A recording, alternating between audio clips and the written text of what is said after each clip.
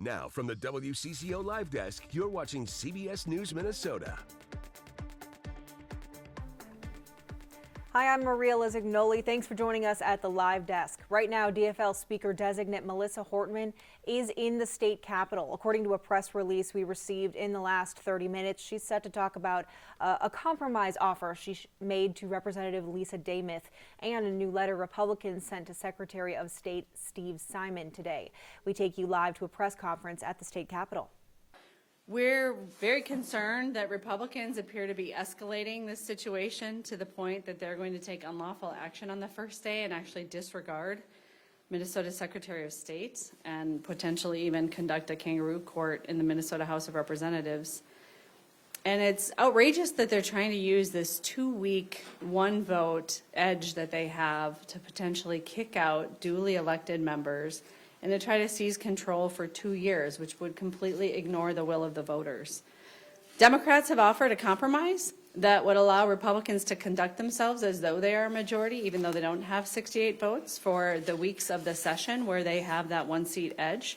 And then after we return to 67-67, we would revert to the power sharing agreement that we negotiated. We think that this is a reasonable compromise and that instead of escalating conflict, that Republicans should get back to the negotiating table. I think the Minnesota Senate set a really good example this morning with when we are tied, we share power. And in the Minnesota House, we should do the same thing. With that, I'll turn it over to Jamie Long. Hello.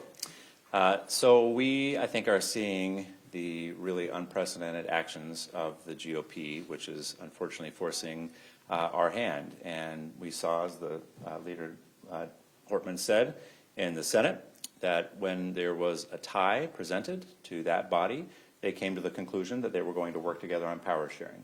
We know that a tie is likely coming in 2 weeks, and yet this morning we heard from Lisa Demuth that she said that won't matter. She's going to be Speaker for 2 years and exercise power as if they were in charge for 2 years. We also know that they have not said definitively what they're going to do with Representative Tabke, and Leader Demuth on an interview said that she was going to, regardless of what the court said, move forward with trying to kick out a duly elected member and denying the voters of that district their representative.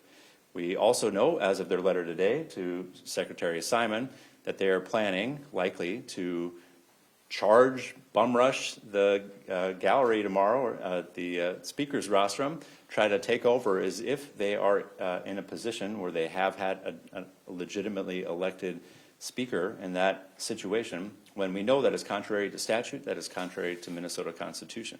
So these steps that we are seeing are unprecedented and really outrageous from the GOP, and we really hope that they are able to come back and acknowledge the position they're in, which is that we are going to be in the position of having shared power. Leader Hortman has made a very generous offer that for the first several weeks, there could be a position where they would be able to have an election of Leader Demuth into a position of power. That's very similar to what the Senate did, and we should see them come back to the table and act like their Senate GOP counterparts. Happy to take questions. When and where are you going to meet with Leader Demuth? We're going to meet later this evening. We'll have to double check exact time and location. You held a swearing in last night without any public notice. How do you justify that from a public transparency standpoint? Yeah, we were hoping that that wouldn't be needed, and we're still hoping that that fact that we got sworn in last night won't be needed. We scheduled it to be confidential so that we wouldn't have any security issues with Republican activists trying to block the activity. And again, we scheduled it very late so that it would be at the end of what we thought the negotiating period would be, and we actually anticipated that we would be canceling that. It's sort of an emergency backup plan in case we do have to deny quorum, which we are still hoping that we won't have to do. What specific part of the Minnesota law allows you to do that outside of the first day of the session? Sure. The longstanding practice of the Minnesota House of Representatives is that people are sworn in at all sorts of different times.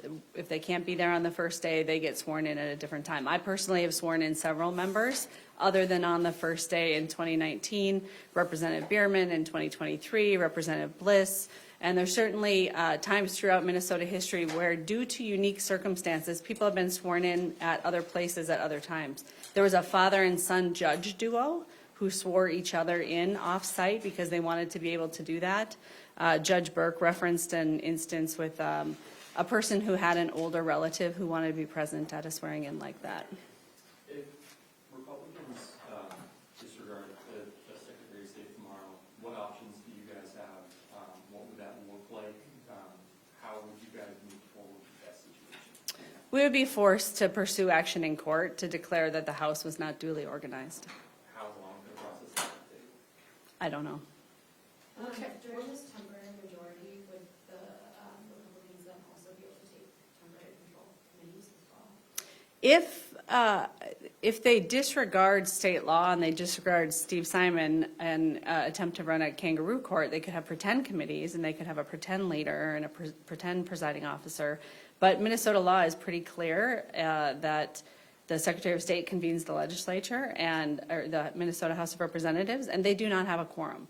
It's like we're, kind of in the white lines of the football field, and they don't like how the game is going, so they'd like to argue that the white lines should be somewhere different. They're just really not negotiable.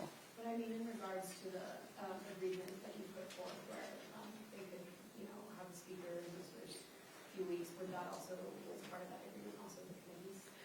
So what I've proposed is that for the first 3 weeks where they have the one vote edge, but not a majority, they have 67, that they would function as though they were a majority. They would elect a speaker on the first day. They would chair all of the committees.